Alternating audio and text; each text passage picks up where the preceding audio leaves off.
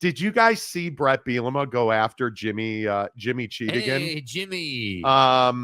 Amazing that the ringleader of the Michigan sign stealing scandal, Jim Harbaugh, cheating, lying, right, and then playing the victim. Yeah, who evacuated Michigan football to avoid penalties from the NCAA. Right.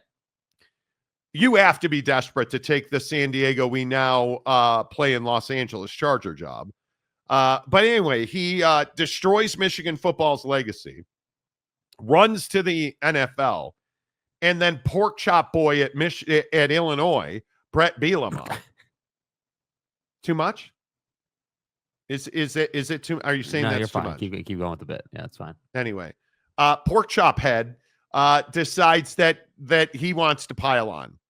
It is incredible to me. Entertainment at its finest. It isn't, and then of course, because pork chop head wasn't enough, Paul Finebaum had to pile on top of pork chop head. Right. And I mean, anytime you can bash the Big Ten, you know what I mean? That's why we have Finebaum. I mean, it is amazing to me that this is where we are in this Michigan cheating thing. Like it just, I don't know. I could go both ways with it. I think that Michigan was a very good football team last year, but there is no question.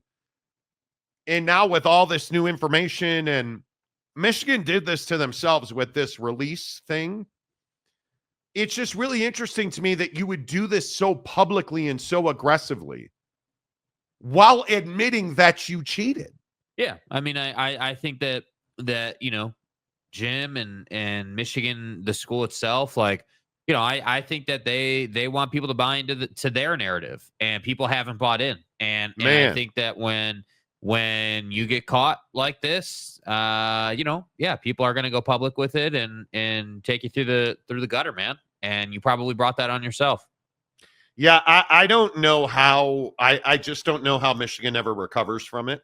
I truly do not, and I'm not even trying to be drama queen guy or whatever that might be. I just think this will be Jim Harbaugh's legacy forever. And I don't know, maybe I'm being too dramatic. Maybe, you know, I guess that could be the fact. But if you go back to what Jim Harbaugh said while I was covering him in San Francisco, listen to Jim Harbaugh talking about integrity. And you always want to be above reproach, especially when you're good, because you don't want people to, you know, come back and say, oh, they're winning because they're cheating.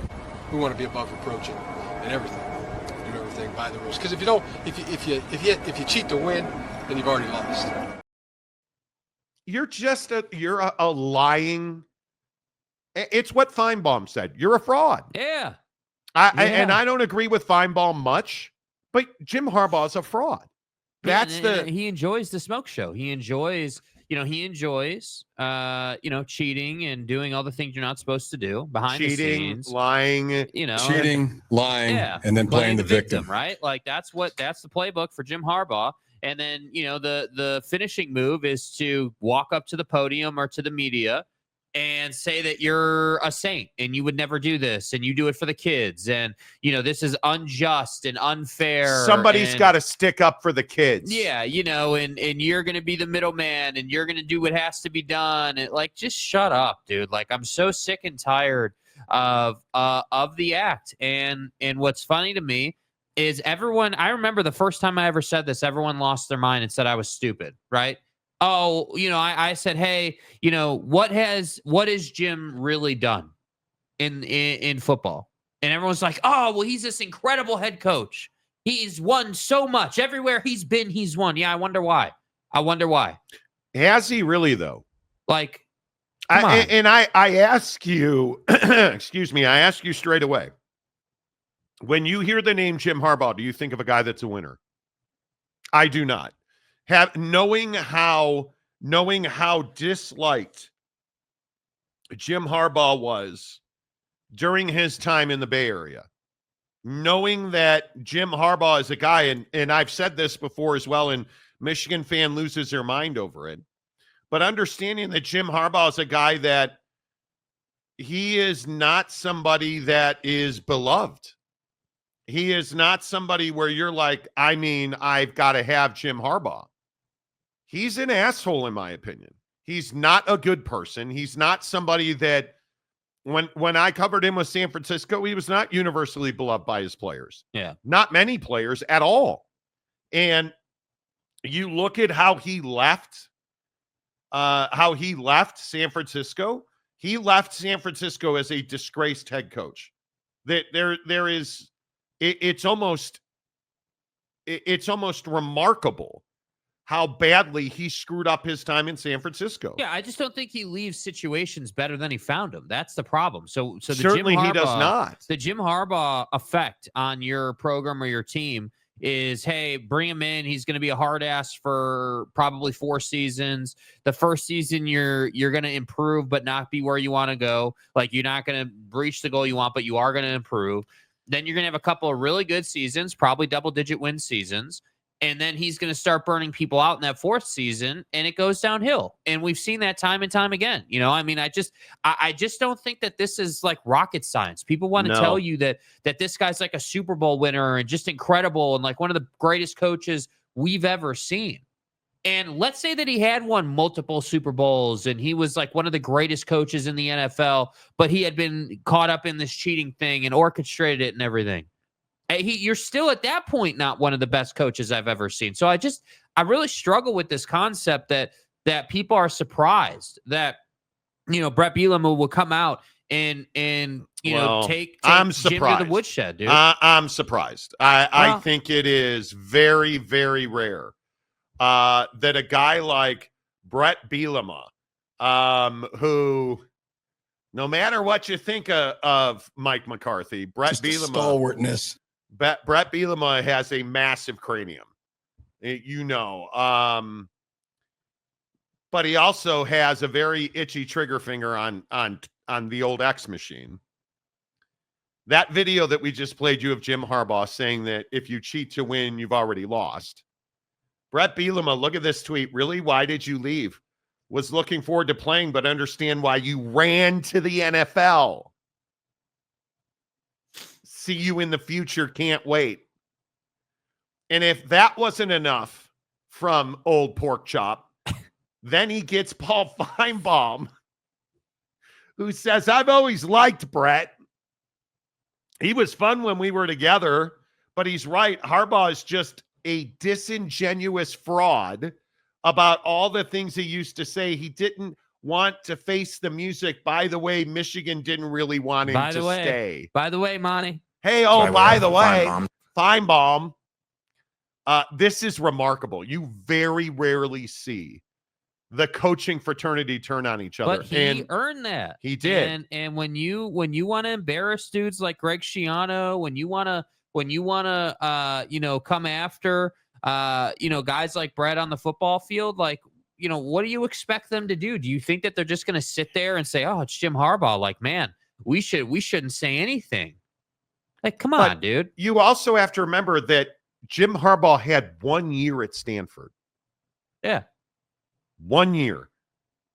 Then when he went to the 49ers, he had a good team, but he had a ridiculously talented roster and locker room.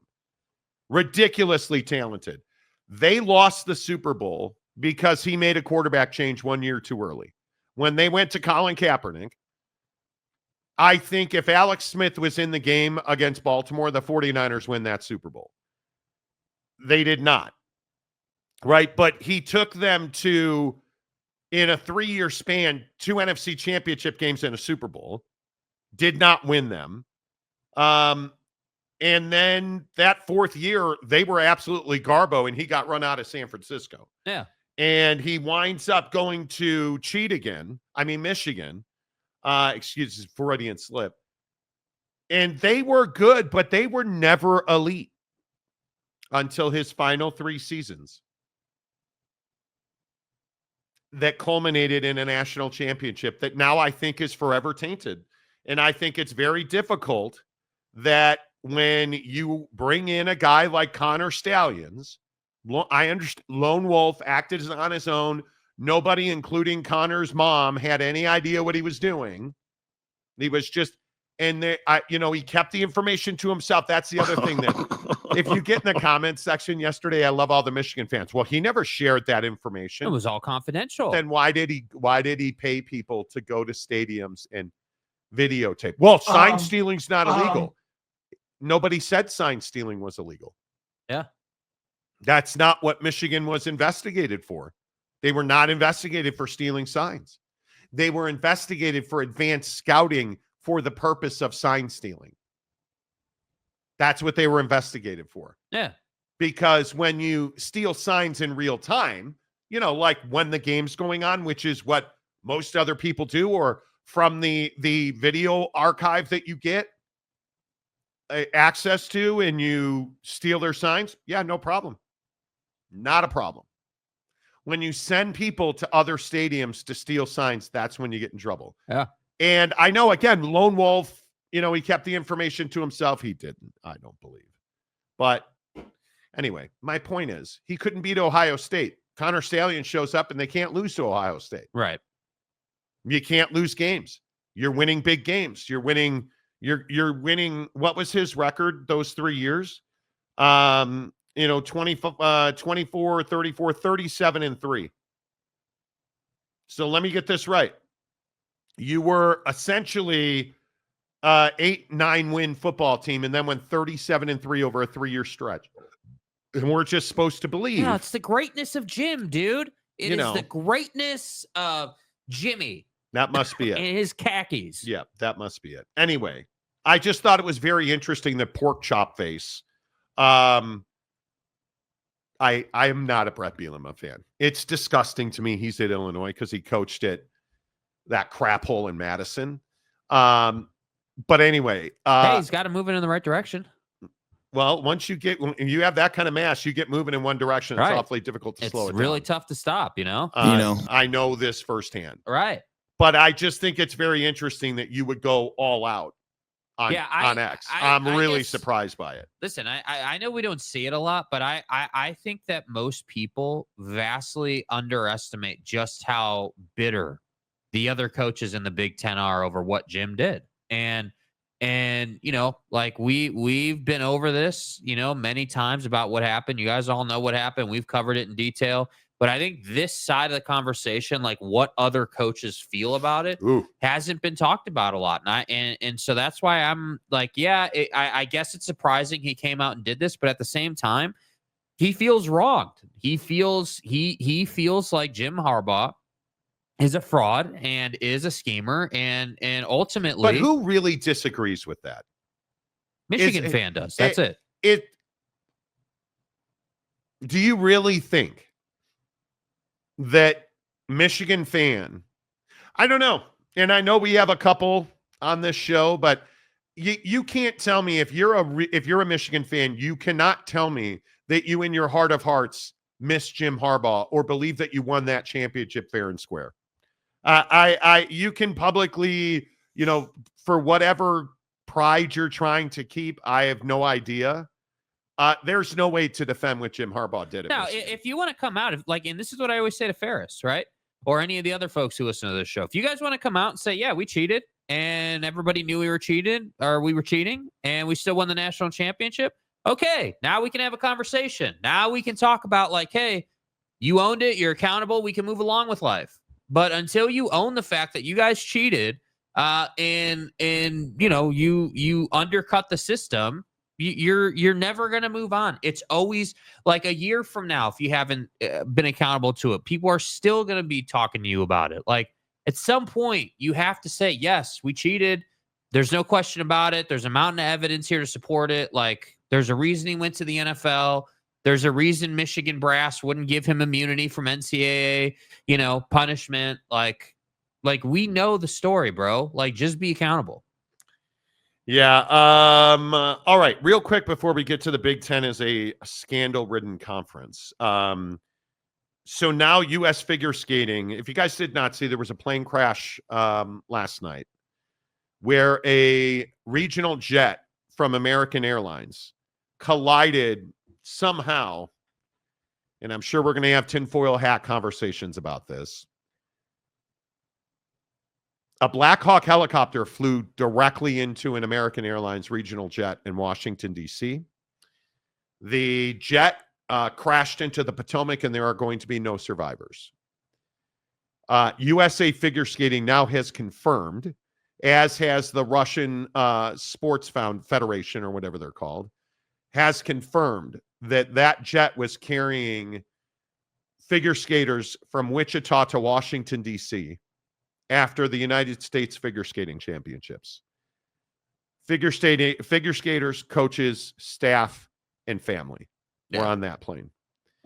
And there will be no survivors. We don't know what the official count is. We don't know the fate of the Black Hawk pilots or its crew. And this is going to be much. Did you say we had the video of that? Yeah, this is going to be much bandied about, because if you look at this video, it's the bright. I want you to notice, you'll see the explosion here in a minute, the bright dot. There's the explosion. What I want you to watch when I play this again, you'll notice the big bright light. That is the jet coming in for approach. It is cleared to land. The tower cleared it to land. They warned the Black Hawk to be vigilant for jets in its path. Notice the smaller bright light from left moving right into the brighter light here. Do you see the small blip? That's the Black Hawk helicopter flying directly into the airplane. And I have no idea how a United States military Black Hawk helicopter pilot makes that mistake. It's inexplicable. How do you see the plane? Because you can't tell me you didn't see it. There's just no. That makes no sense. No way, no how that you didn't see this plane, right? And I'm not saying it's some massive plane, right? But when you're flying a helicopter, it's a regional jet. It's a regional jet. It's big enough. We're not talking about a Cessna here. Like this is a commercial regional jet. And the hard part for me is, as someone who, watched this video, like I'm sitting here thinking, okay, like you're the pilot of this helicopter and you're flying perpendicular. You're coming from left to right and the planes are in their typical path to land. You know where that path is. Like, people are not dumb. And there's now all kinds of cell phone video from people on airplanes leaving Reagan International, which is where this happened, leaving Reagan, flying out, and there are Black Hawks flying the Potomac, like Black Hawk helicopters. Yeah. And they're very close to the runways. Yeah. The distance, or like the closeness of helicopters to airstrips is something that happens all the time, right? But there's like ways you go about it, right? Like just the same way that you wouldn't merge when you're driving your car, you wouldn't merge backwards, or you wouldn't drive through a red light, with cars coming across. Is the same thing here. But again, I have a lot of trouble on one hand saying, man, like they wouldn't do this on purpose, right?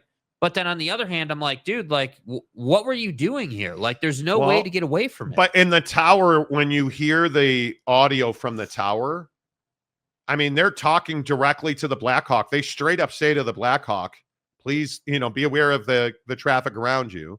They clear the regional jet to land. They warn the Black Hawk helicopter. And then the guys in the tower sit there and watch it happen because it's out of their control. And they have an alarm in the tower going off, like. Well, the other thing everyone's talking about is this TCAS system that commercial jets have to avoid each other. There's literally a system that will go off in a commercial jet, and it will tell the pilot, hey, you need to go down 1,000 feet or up 1,000 feet or left or right. It'll tell you what to do to avoid an in-air collision, which is why this is so rare. But the problem is we're not talking about commercial on commercial crime here, right? We're talking about a military helicopter and a commercial jet. The elite pilots in the world. And I already see comments about how the military's weak. Get out of here. Like, you're a jackass. This has nothing to do with, the military's weak. What does that have to do with a world-class professional? Yeah. Flying a helicopter, and do you understand who you have to be to fly a Black Hawk helicopter? Like, politics have nothing to do with this. Yeah. Like, dude, there are roughly 70 people potentially who are dead this morning, and you want to play politics. You're disgusting. It is absolutely ridiculous anyway, the point is, yeah, you're a world-class pilot. Right. How do you fly a Black Hawk helicopter into a regional jet? Yeah, and it'll be really interesting to see, like, because obviously what's going to happen here is there's no question about what the jet was doing, right? The jet is very self-explanatory. Coming into land, commercial pilots, the commercial jet's very straightforward. The question's going to be, where was this Black Hawk going? What was because military jets and helicopters also have flight plans and all kinds of stuff that they have to submit before they take off. So there's going to be a whole log of like, hey, this is what time we left. This is where we were going allegedly. Like, this was the flight plan. Correct. Like, so the question's going to be, where did this go sideways? Because there has to be somebody did something. Yeah. That crossed a line, and you're trying to figure out now. And now American Airlines is officially confirming, and the U.S. military is officially confirming the number is 64. 60 on the passenger jet, 4 crew members on the Black Hawk. That's just coming out now. Yeah. And if you know anything about aviation, and unfortunately, I've had the great displeasure of covering multiple plane crashes in my career. There are specific, and I mean, it is not feet, it is inches. There are specific routes that these helicopters, when you have a military base and a commercial airline operation on the same ground, which is very common. Right. It is all over the country. There quite literally are routes and clearances for the commercials and for the military. And they are to never cross. And how a Black Hawk pilot, an elite professional in the world, I cannot stress that enough. Yeah. Takes a direct line into a commercial aircraft. I'm with you there. The argument he just didn't see it. That's not possible. That's not going to work. It's not. They had the systems and equipment on these Black Hawks are incredible. That's why, and I really have trouble, and this is kind of what you were saying. Like, I really have trouble with the idea that this would have been intentional. That's what I struggle with so much. You can't tell me that this pilot, and obviously we don't know who the pilot is yet, but this pilot was like, there were Russians on the plane, so I'm going to go blow this plane up. Like, I have a hard time believing that's that. what everyone's going to. Like, oh, there were Russians on the plane. It's U.S. Russia. Like, that's like the easy button thing. But you're really telling me that, like, again, what you said, a world-class pilot, someone who is in the military, in the prime of their life, like, is trained for days, like, there's no way that this should ever happen. Yet here we are, and it appears as if the military helicopter made an error. That's what it appears based on the video. Now, what I'm going to be really curious to see here is, was the commercial jet actually where it was supposed to be for approach, right? That's the first question we have to ask. Was the commercial jet right in line with where it was supposed to be? Was the commercial jet, because if you think about it, commercial jets, obviously they can be lower, they can be higher on their approach. There's an elevation they should be based on how far away they are. Right, but you understand that they can't be in the wrong place. Yeah, well, the commercial airline, quite literally, and I know this because I covered a plane crash in San Francisco, and this was the exact question. They cannot physically be on the wrong flight path. They're between computers, humans, and the pilots flying the planes. It is almost, the it's impossible. I'm telling you, it's impossible. The flight crew on that Black Hawk, knowing now that there were, and here's why it's important to know there were 4. That means they had a spotter on the helicopter.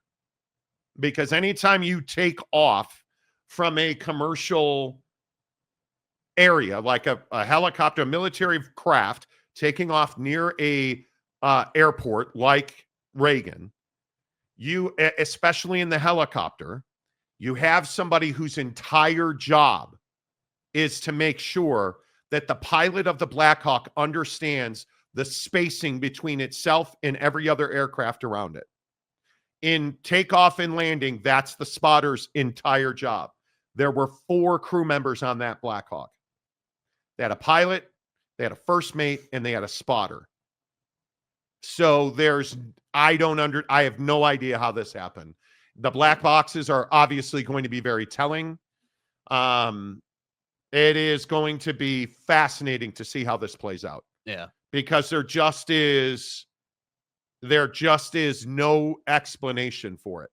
The rigors and the training, especially if you're a Black Hawk pilot in Washington, D.C., and you're based in Washington, which is reportedly where these helicopters, this flight crew was based in Washington. You routinely fly with and around the President of the United States. Uh-huh. You provide advanced and real-time support for all aircraft related to the U.S. government. Like, these guys are I continue to say it. Yeah. They're the elite of the elite. Yeah. They are not rookies. They are veteran crews. So with that being the case, I mean, the hard part is going to be, again, you're right. The black boxes will be telling, but I'm just curious, like, if there was intent here, if someone just went sideways, like, I don't know. That's what's really difficult is, like, I don't want to say stuff that disparages these pilots because they are the best of the best. Like, it would be just truly, like, shocking. Yeah. Like, and so that's why I'm so hesitant to be like, well, okay, if you're the best of the best, you're trained, there were 4 of you, like, you do this for a living, like, that only lends itself to a couple of narratives here, you know, like. And you have to also remember that what is a Black Hawk helicopter? It's invisible. It's invisible. And, one of the first things that comes to my mind, are they in night vision? Because if you're wearing night vision to fly that helicopter at night, and I don't know, this is a guess, do you know how difficult it is to see in night vision when you have bright lights around you? So I'm very curious, were they wearing night vision? Because this crash is going to be 100% the fault of the Black Hawk. Yeah. I mean, there's almost no way to say that the jet, the American Airlines regional jet, which now we know, by the way, was, if you're just tuning in, was carrying U.S. figure skating personnel, families, and staff, as well as members of the Russian Figure Skating Federation. Yeah.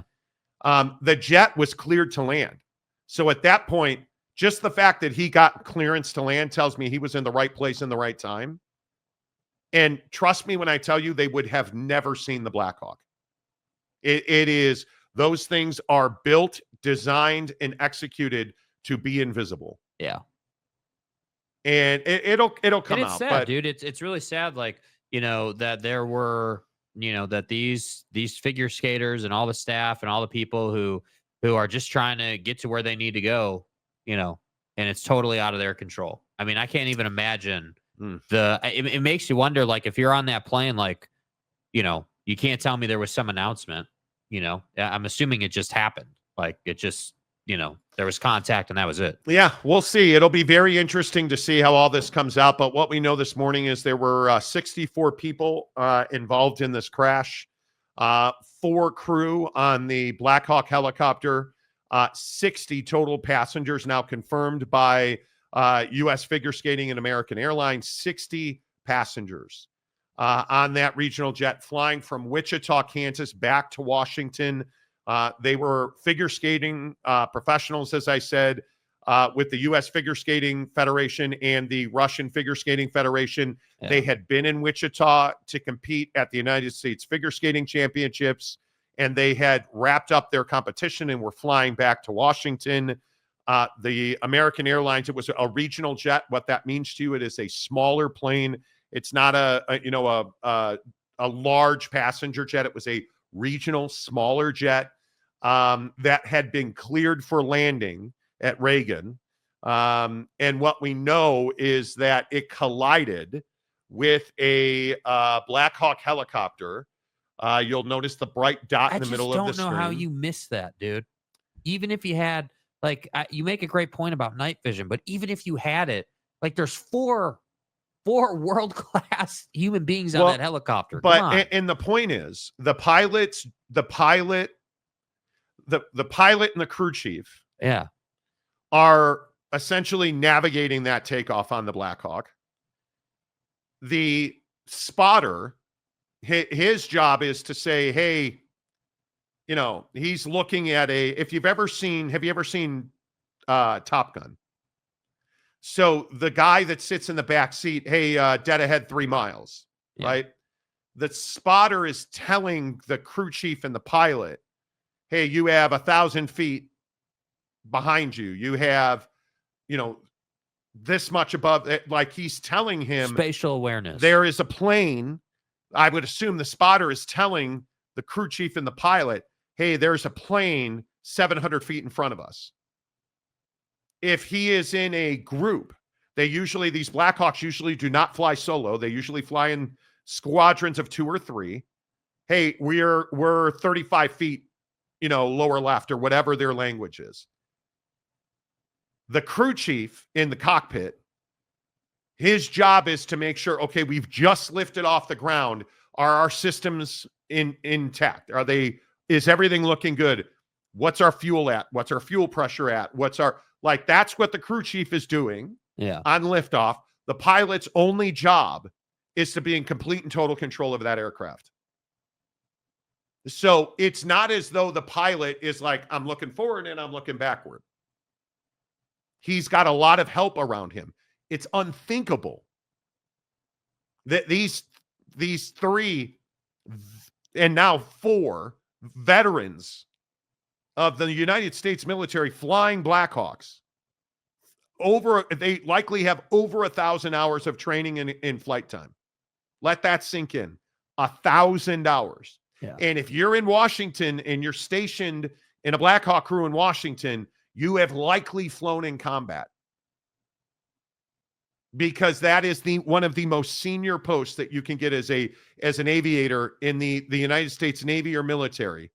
Whether you're flying fixed wing or helicopter, that is one of the most senior positions you can have. So their training and their experience, it's unthinkable, you guys. Yeah. And that this tragedy, we're, knock on wood, we're really lucky in the sports world. We very rarely have air tragedies. Yeah. And they fly that's the crazy all part. the time. The crazy part, commercial aviation is one of the most reliable forms of transportation that we have in the world, because the safety standards are so high. Like the aircrafts are so well built. Like, that's why this is like, hey, what the hell happened here? How does something like this happen? That's when I saw this, I was like, man, dude, like it's somebody somewhere in the chain of events made an egregious mistake, or this was a decision that was made. That's the only possibility. JC says, what if the pilot had an unforeseen health issue occur at that moment? Not possible. The way that those Black Hawks are flown, they use a pretty significant piece of technology in headgear, and both the crew chief and the pilot have equal capabilities. The crew chief essentially is in a mirrored system. It wouldn't have. Yeah. And if it would have been, again, I tell you, look at this video. Look how straight the helicopter is flying. Yeah. You see the small light flying to the big light. It's not a situation where it would have been there was a mistake. There was something tragically wrong here. So, and I'm not in the business of guessing. I am not in the business of guessing. So it is so rare that in sports we deal with this. Thankfully, you think about the 60 people. One of the things that really bothered me this morning, and this is just me probably being a red ass. One of the things that bothered me this morning on Twitter, I saw that there were no VIPs, important people on the Blackhawk. And I'm thinking to myself, man, there's probably some VIPs on that Blackhawk, because there's 64 people, 64 families this morning at a minimum that lost somebody. Like, I think we forget about the human being. There's probably 64 bodies in the Potomac River. Yeah. And it is cold. And I thought it was really interesting. I was listening to NPR this morning while I was getting dressed. And they had an analyst on there talking about the fact that, let's say you survive the crash and you end up in the river. It would be almost, you would need a perfect set of science and circumstance and a hell of a lot of luck to have survived that, because the cold would kill you, because there's no way you're not injured. Yeah. And the cold water, because the water is frigid. Yeah. It's just wild to me. Sergeant Green, Army aviators require 198 flight hours annually or they get grounded. The estimate is that this crew in that post would have over 1,000 hours of training in real world flight time. I totally get, I can't speak enough. The credentials are not in question. I was at KGO in San Francisco, where I worked for several years, I had the real pleasure of covering a lot of military stuff and doing stories. And when you're talking about this kind of training, these guys, this is who they are. This is what they do. This is what their life is lived on. They're not, trust me when I say, we'll find out. We're going to know. You're not going to be able to, you're not going to be able to hide this. It's a civilian aircraft, and you're going to know. It's not going to be a secret for long. Yeah. We'll see. We'll see. There had to be, and I hate saying it out loud, this is on the Blackhawk. I'll be really curious, are they flying night? Because this has been a thing in war. When Blackhawks go down, one of the reasons they go down, because they are, you guys, I cannot tell you how advanced of aircraft Blackhawk helicopters are. It is unbelievable. One of the main reasons they go down is nighttime flight operations are incredibly dangerous if you are wearing night vision goggles, especially in a civilian area where there's light everywhere. Because I'm not talking down to you, or night vision only works in very, very dark conditions, right? So if you're flying a Blackhawk and there's a regional jet in front of you, right? Or there's bright lights everywhere, you're blind. You can see nothing. It is quite literally like you're staring into the sun. If you have on night vision and you have light, all you want, and when you're wearing night vision, you want it to be pitch black, because night vision illuminates in pitch black circumstances. So when there's light, it's devastating. It's blinding. It's actually painful. Which again brings us back to, why would they do that if the conditions were not correct for night vision? Yeah, I think it is. I think it is very interesting to see how all of this plays out. I think it'll be very interesting to see how you go about this and what you do with it. I don't know. We'll find out. Yeah. You're never going to hear me guess or wonder out loud about. I don't question their training or their professionalism. This does not strike me as a situation where a guy was like, all right, time to kill a bunch of people, and he flew his helicopter into a plane. That is not, in my opinion, that is not at all possible here.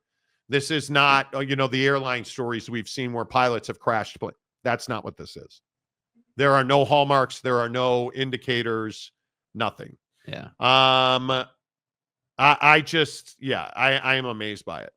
I'm amazed by it. So we'll keep you up to date as details come out on that. But real tragedy in the figure skating world this morning, as we now know that regional jet was carrying